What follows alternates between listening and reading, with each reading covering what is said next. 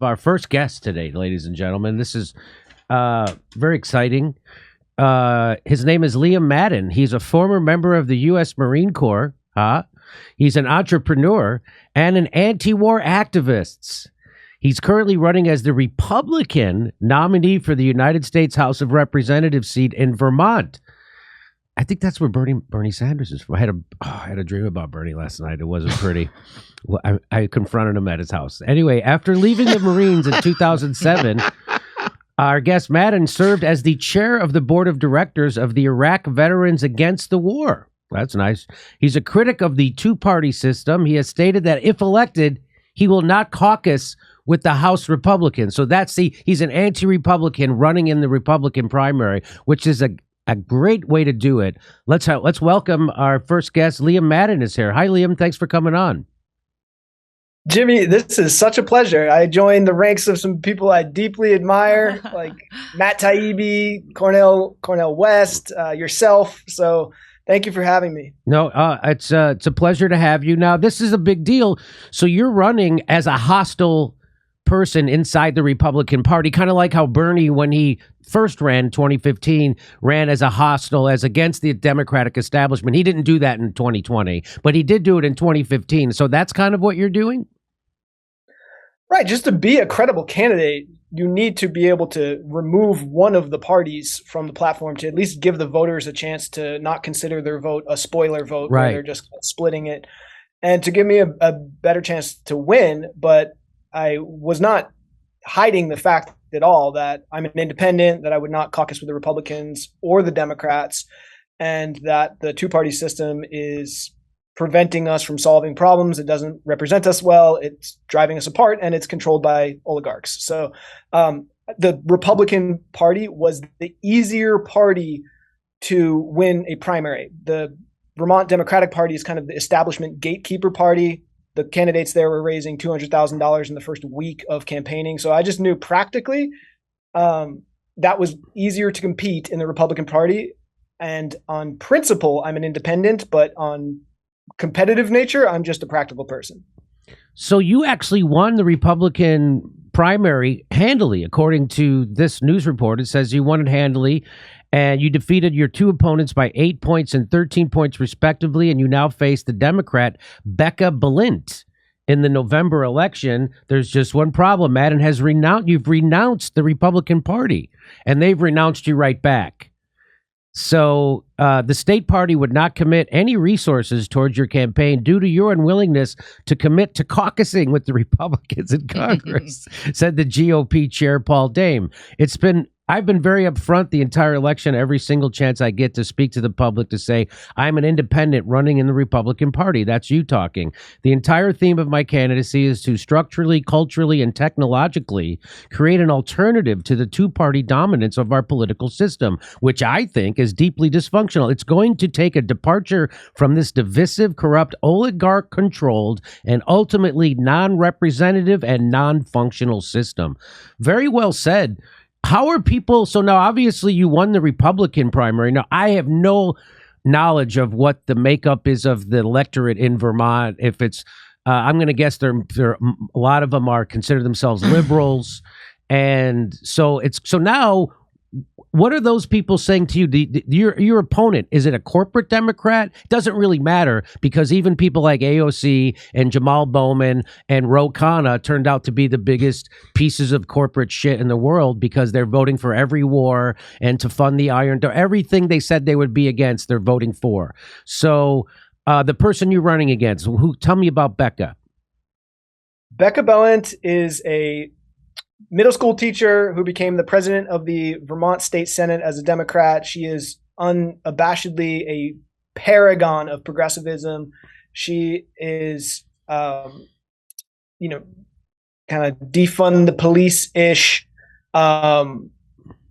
started a ban of slavery. She spent some legislative time in Vermont, abolishing slavery, even though I think the United States Constitution has that one. So she's really kind of a bit of a woke leftist progressive. And I have some deeply progressive roots and positions myself. I'm not trying to denigrate progressivism, but she is very much an embodiment of what it means to be on the right side of issues and never really challenges that culture or that element of her base at all. So very much like a Pramila Jayapal or an AOC or a Mark Pocan or a Ro Khanna.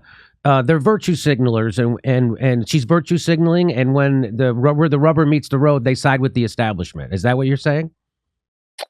Right. So, for instance, on the war in Ukraine, I asked the question, would you allow Ukraine to join NATO? And she was like, well, I would have to think about that because, and I'm just like, that means immediate war with Russia. Of course you don't do that, So she is on COVID, for instance, absolutely a party line. Whatever the CDC says, we do. And I would consider her someone who I share some values. She's a bright person. She cares about people, but she would never challenge her own party, the elements of her base in a substantive way that would risk her or cost her anything. Well, I mean, is there any proof of her ever doing that? No, not to my knowledge either. I mean, I don't know anything about her, so that doesn't mean that doesn't say much.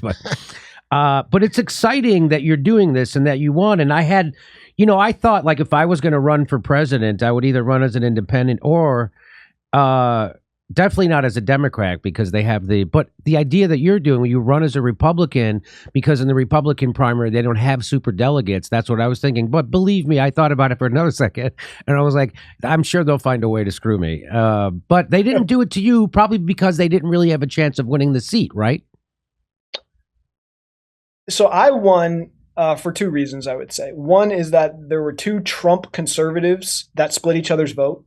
And the other reason is the moderates just didn't have someone that really was speaking to them at all. So I didn't go into the Republican primary bashing Republicans, obviously. I was talking about the ways I did share values with conservatives, and but also not really pulling any punches. I think Trump is a dangerous fraud. And I think there's a fair amount of Vermont Republicans that agree with that are pretty moderate, reasonable people.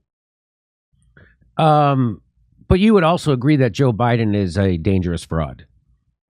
Oh, absolutely. Okay. Yeah, I would say if we were left between a choice between Joe Biden and Donald Trump, we've failed as a country. And it's like, do you eat feces for breakfast or a bowl of broken glass? Like, right. I don't really care which one's going to kill me faster. I don't want those two choices. And so what are your big issues that you're running on? Well, absolutely the health of our political system and a whole slate of reforms to it that I think aren't part of what either party really acknowledges. And I call that rebirthing democracy. My website is not called Liam Madden for Congress. It's called rebirthdemocracy.com. Another big issue I'm running on is I'm a renewable energy professional. I co-won MIT's Solve Award for Climate Change Solutions. And I am running on the fact that climate change is not the majority of our sustainability problems. It should be viewed more as a symptom and not a cause. And the cause is an economy that, like a shark, needs to keep swimming in order to not die. Our economy needs to constantly keep growing and using more energy. And we don't have enough land to power that energy with renewables or enough fossil fuels to keep doing it indefinitely, obviously. And so we need a deep foundational shift in our economic system. And you can't do that, can't solve a really complex, scary problem like changing an economic system without a lot of buy-in from the population to make it a healthy system. And so you need foundational changes to our politics. So those are two of my most foundational issues. So so I still don't know what I'm not being insulting. I don't know what your policy is that you just talked about. You want to change the system. How do you want to do it? And what would it look like? First, let's talk about the political side of that. So the Constitution was designed to prevent the concentration of power, right? And the checks and balance systems were mainly to prevent different branches of the government from overpowering the others. But the only check that the people have against the government itself is voting every 2 to 4 years, often for the lesser of two evils. And that is clearly not enough to course correct a system that becomes entrenched in its own brokenness. So we need more and new mechanisms for citizen engagement that can bypass gridlock or corruption or politicians who just don't listen. So there's a whole range of them on my website, rebirthdemocracy.com. I'll cover a couple. One is just simply the idea of forums, where formal forums where people can suggest ideas. And just like social media is a forum technology that is driven by AI to filter to the top the most vitriolic bullshit, and that gets you addicted to it. Now, if we just switch that technology to function in the opposite direction, where it filtered to the top the best modeling of behavior that promotes empathy, perspective taking, and ideas that transcend and synthesize the best values that we have to offer, then you can start to have people not just have more power through ballot initiatives or federal ballot initiatives, but people be better at wielding that power, at being wiser. So that's one level of just like forums and federal ballot initiatives. Mike Gravel, the senator who ran for president, talked about federal initiatives a lot. To the most far-reaching and comprehensive would be this thing called liquid democracy, which is the idea that with technology, you can flow like liquid your vote to someone you trust that knows more about something than you do. So Plato had a critique of democracy. Hey, the people who don't know anything about sailing shouldn't be the ones steering the ship. And so that's why we have a republic, because the more informed you are, allegedly, the better you should be at making complex decisions. But the people in Congress are not that informed about all the issues we have. And in order to actually have knowledge be connected to trust, so that there's power, like power should have both knowledge and trust involved in it.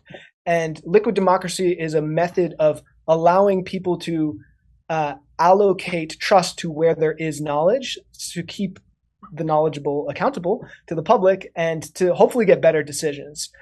So there's a range of topics I talk about. Just a comprehensive revolution in civic education would be a big part of it as well. But I'm talking about ideas that are generally completely new to the two-party debate that help to bypass the two parties in the first place. Because Thomas Jefferson said, there is no safe depository for the ultimate power of society other than the people themselves. So if the system is broken, it's not just changing the face of one party that will fix it. You need something from outside of that system to influence it. And it has to be the people, right? So what ways can we innovate to bypass the gridlock and corruption and have the people put their best ideas forward? So those are the kinds of things I'm thinking about. And so your idea to help fix the broken duopoly, because the problem is that both parties serve the same donor class, and that's the problem. They don't serve it used to be the Democrats served the workers and unions, and then the Republicans favored the rich people and the corporations, and so we had a little bit of a tension. There isn't a tension anymore. They both represent the same people, and I don't hear a big idea from you on how to fix that. Your idea is forums. That means nothing. And then the second thing you just said was liquid democracy. I don't know what that means. And you said you could give your vote away to someone else. Doesn't seem like a good idea, but tell me about it.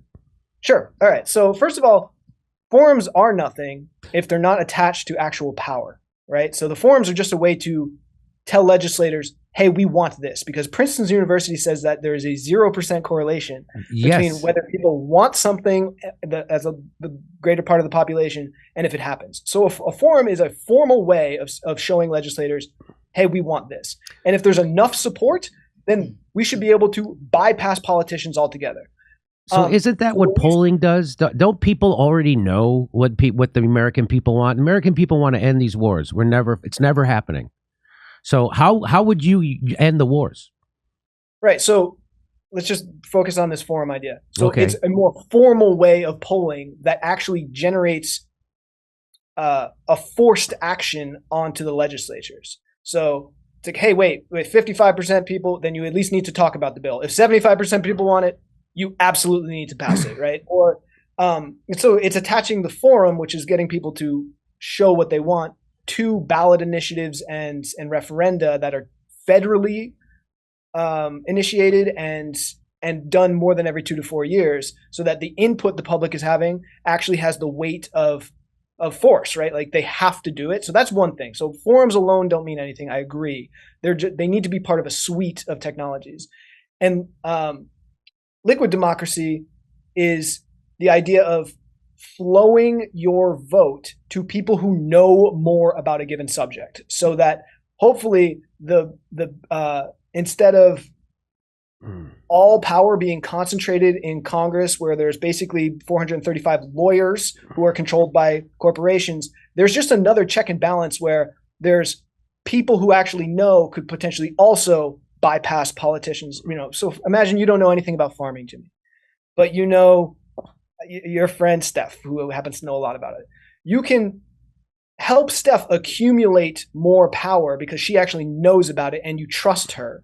And therefore, people like Steph can help to bypass the BS corruption gridlock of the two-party system, just through having another means of having the people influence what policy is. So I'm not saying get rid of Congress. I'm saying we need other means to do it.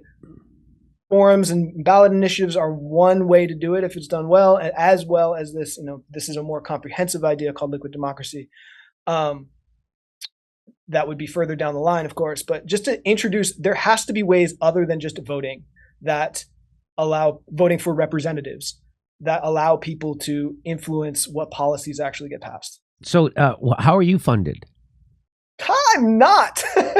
I was betting that because they probably. Yeah, that's a problem. I'm being spent more than 100 to 1. My competitor had some super PACs. One donor in particular, a cryptocurrency guy, gave her over $1 million. So she has over $3 million in funding, and I have like $30,000. So it's and all my donations came from just like gardeners and people. So the things that I'm interested in, and a lot of the people who watch this show, you would be anti-war, for ending the wars, investing that money back here, be for reducing the Pentagon. We do healthcare that doesn't bankrupt everybody, right? Medicare for all.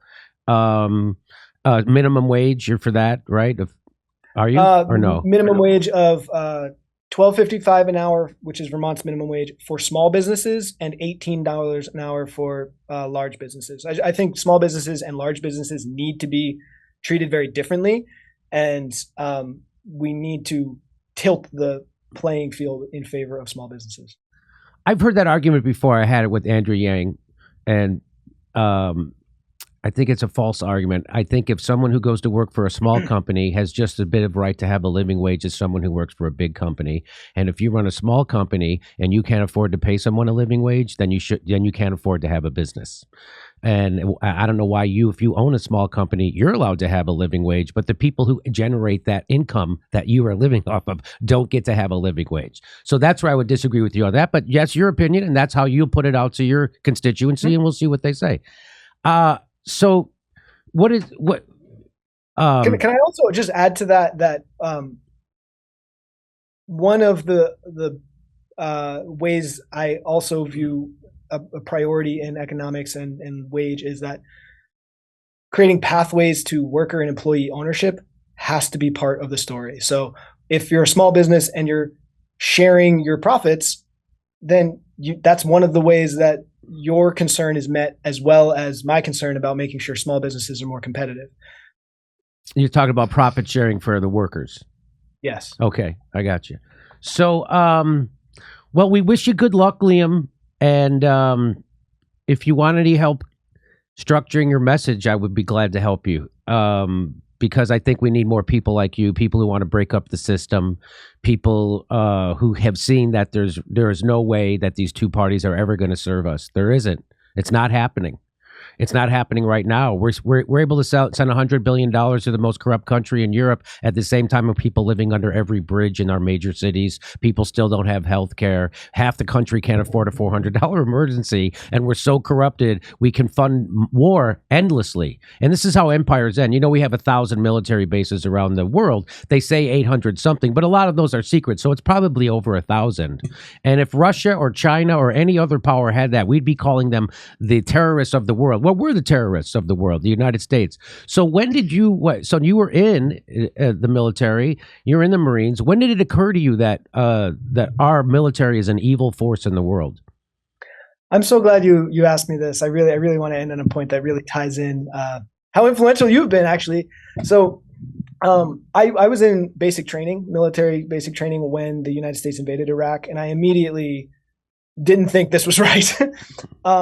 And one thing leads to another, and I did have to deploy to Iraq. And at the time, it was already clear to me in late 2004 that there were no mass weapons of mass destruction, that the Bush regime had lied through its teeth. And when I got back, I was, propaganda used to be through bumper sticker, believe it or not, kids, bumper sticker and TV news. And there was this yellow ribbon on everyone's bumper sticker that said support the troops. And that really meant, if you don't support the war, keep your mouth shut, you damn traitor. And I was just so appalled that we knew as a country that this war was completely unjustified, was criminal, and was destroying the lives of innocent people. And why wasn't it yet the people just burning down the White House? Like, well, how could we let this happen? And I reasoned that the only historical example I really knew at the time was that in Nazi Germany, not all Germans were evil people. They just felt the social pressure to conform, that they became the quote good Germans. And I decided then and there that no amount of social pressure would ever make me go along with evil. And I decided to start organizing from within the military. That was risking a treason sentence, which is punishable by death. And so when I saw forced to vote, I thought, that's some stroke of brilliance organizing. And that is what helped me to see that, the nail in the coffin. I was already super skeptical about every single ounce of politics in this country, but the nail in the coffin of the progressive wing of the Democratic Party as a force for change was that, Jimmy. Forced to vote? Yes, and I can't thank you enough for it. Well, you're welcome. It certainly exposed that anybody running inside the Democratic Party who gets elected isn't going to fight or lift a finger to help you. Bernie Sanders hasn't done it. AOC hasn't done it. I was the first one to have her on my show. And as soon as she got elected, she stopped returning phone calls to the leaders of the Justice Democrats. Did you know that? Kyle Kalinske told me the day she got elected, he never heard from her again. And he's still out there sucking her dick. It's amazing to watch that fucking. It's quite a scene. But yeah, so that's the forced to vote was the watershed moment. And now there's lots of people who don't have the courage or the integrity to follow through with the ideology of forced to vote. And now you see all the other YouTube shows going back to defending Democrats and pretending that Trump is this unique evil instead of what it is. He's the exact thing that this system produces. And Joe Biden, by the way, has a much longer death kill count than Donald Trump. He's put way more black and brown people in prison than Donald Trump. He's deported and killed way more black and brown people than Donald Trump. So it's funny. That's right. Forced to vote. I thought we were all going to coalesce the progressive movement, but no, you see a lot of them are cowards. They don't have integrity. They're going along like Kyle Kalinske, and he's still doing apologetics for the Democratic Party. He's still lying about what Joe Biden is doing. He's pretending he's helping people with pot and he's helping people with student loan, not doing anything. And so I appreciate you, a Marine, who could see that forced to vote for what it was. And you see the people who afterwards are jumping off are trying to pretend that was a bad idea and that the Democratic Party is where it's at. The Democratic Party, you could vote for them for the rest of your life. You're never getting health care. They're never ending the wars. We're going to lose the dollar as the reserve currency of the world soon. And then our country will be a legit third world fucking country, because we almost are there already, except for like New York, Atlanta, LA, everything else is pretty much a third world country. And it's amazing to me that there aren't more people like you who are running. You're the only person who's doing this, and you're nobody else will do anything like it. So we wish you all the luck in the world, Liam. And I thank you for blazing this trail and showing people that this is not a bad idea, that you could be hostile to one of the two major parties that you're running inside of, and that's your kind of way to take it over. Now, we thought we were going to be able to do that with Bernie Sanders in the squad, and of course, it takes courage. Now, you actually were a soldier, so you probably have the courage that a cuck like Bernie Sanders lacks. and the climber, the show business people that the squad are, because that's all they are. They're bullshitting show business people, and they'd rather be acting on fucking television or movies than actually doing legislation, which is why they don't do any legislation. So, Jimmy, I have a quick question for Liam. Somebody Sure. in the super chat wanted to know that evidently there was something. Did something happen on the Vermont Public Radio that they gave you a hard time with your position about the vaccine? Did you have some sort of conflict with the Vermont Public Radio? Somebody was suggested that they dismissed you. No, they made me take a test before I went on, but at a very similar to Vermont Public Radio, the Vermont Digger, which is the biggest online newspaper in Vermont, had a debate, and one of their questions was, "Are you COVID vaccinated?" Which was really, they knew I wasn't, because they required you to be vaccinated or through all these special protocols. So I don't know if the caller's referring to that, but yeah, it's a big deal in Vermont to question the orthodoxy of the whole COVID narrative, and they jumped right on that as like, look at this total wrong thinking troglodyte doesn't trust the science TM. Well, now you've been proven right, because I don't know if you saw what happened, but over in European Parliament, the executive from Pfizer admitted they never tested the vaccines for transmission. So I'm going to guess you were proven right. And whatever happened to HIPAA regulations? We used to be big on that your medical records were private, and that was not to be public or the government or anybody. But now they just ask you those questions, right? So I guess your employer doesn't have enough control over your life that's already. Right. Let's make them be your doctor. All my too. comedian friends think your employer should have more control over you. All the people who used to write for the show, people who used to appear on the show, all types of people, comedians who had nothing to do with the show. Every time I go to a comedy club, there are people there who think that your employer should have more control over you than they already do, because they're for vaccine mandates, and that's what that means. And again, they haven't thought it through at all. But like with most things, we thought it through at this show. We got the evidence, because science doesn't require faith. It doesn't require trust. Science requires questioning and evidence. That's what science requires. So, and we did it. And of course, we beat them all to the punch here at this show. And I think it just goes to show you that people just don't have courage. People just don't have integrity. And it's a sad thing to see my comedy friends reveal that they have such little integrity and they have such little courage. Still to this day, even after the Pfizer executive admitted that, they never tested it for trial, they still aren't saying a fucking thing. That's what kind of cowards they are. And that's how much integrity they lack. They can't admit when they were wrong. And they were 100% wrong about the COVID. They were 100% wrong about vaccine mandates. Go ahead, Liam. What will happen, though, Jimmy, is in 2 years, they'll remember it as, oh, yeah, I was against that the whole time. Oh, yeah, they're already doing it. Piers Morgan is already pretending like he wasn't a huge asshole to people who were unvaccinated. I'm sure Noam Chomsky will change his tune and pretend he didn't want to starve people who wouldn't take an experimental medical treatment. I'm sure Noam Chomsky will pretend he didn't say that. Go ahead. Did Piers Morgan have a strong, He wanted to isolate people who weren't vaccinated. Keep them out of the society. He's the best. Yeah, he was one of those guys. Remember he trashed George W. Bush for falling off that scooter, and then the next week fell off a scooter? He did, really? The very next week. Those stand-up ones? It was great. Well, yeah, the left used to be the part of the culture that was not just open-minded, but also really skeptical of corporations and very hard line defenders of free speech, and that really swept the rug out from under me under COVID. And well, they did a right up until Biden.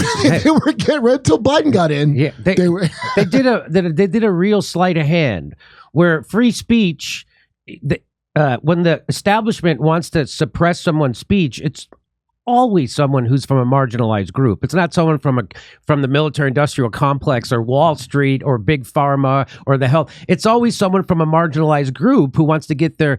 And so That's why you were for free speech, because free speech was the only thing marginalized people had, right, in this country. Well, now they've switched it. Now free speech is oppressing marginalized people. It's the exact opposite. Free speech is the only thing marginalized people have to liberate them. But they've now equated free speech with right-wing hate speech, which is the exact opposite of what free speech is. But that's what they're doing. So they got all the asswipes who vote fucking Democrat.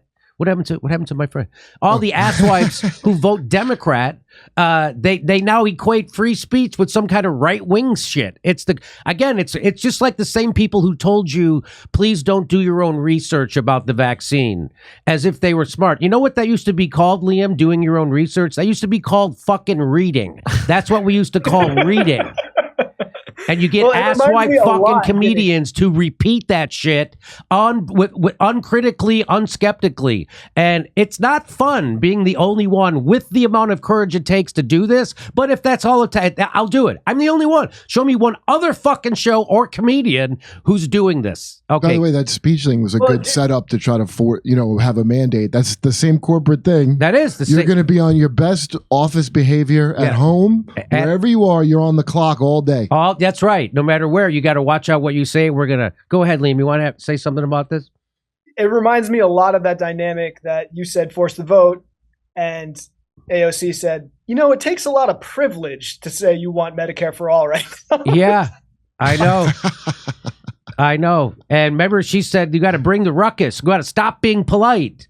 And then as soon as someone did that to her, she said, you're rude. You're talking over someone who's deaf. It's some kind of bullshit. Wait, wasn't a Netflix documentary called Knock Down the House? Yes, a very January 6th style yes, incitement? Yes. But okay. Well, Liam Madden, you're running as a Republican, and I think your heart is in the right place. Your head is in the right place. I think you need better messaging, because the message you brought today to the show is a fucking snooze. Well, liquid democracy was what Rick Perry called natural gas to Ukraine.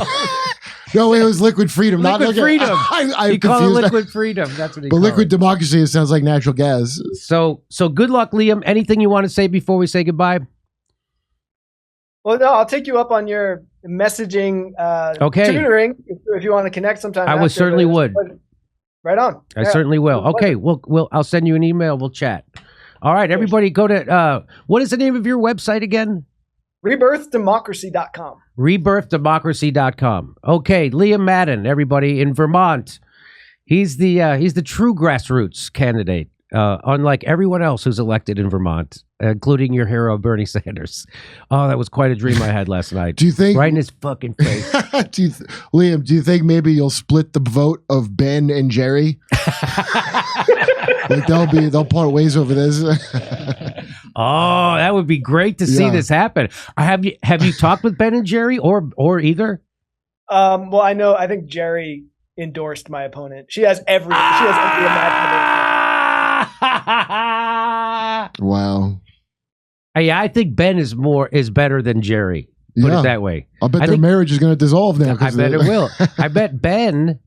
Well, I know that they're taking separate vacations. They're eating separately dinner. They're sleeping in separate beds. Everything to keep their marriage together. That's a Rodney Dangerfield joke. Anyway. All right, Liam. Thank you so much. Everybody check out his website, Rebirth Democracy. Is that what it's called? Yep. Yes, I got it. Hey, we're going to see you in Miami, West Palm Beach, Denver, Palm Springs, Austin, Burbank. That's right. The Saturday after Thanksgiving here in Burbank, and lots of dates in Los Angeles in December. Go to jimmydorcomedy.com for a link for all our tickets and join our premium program when you go there too.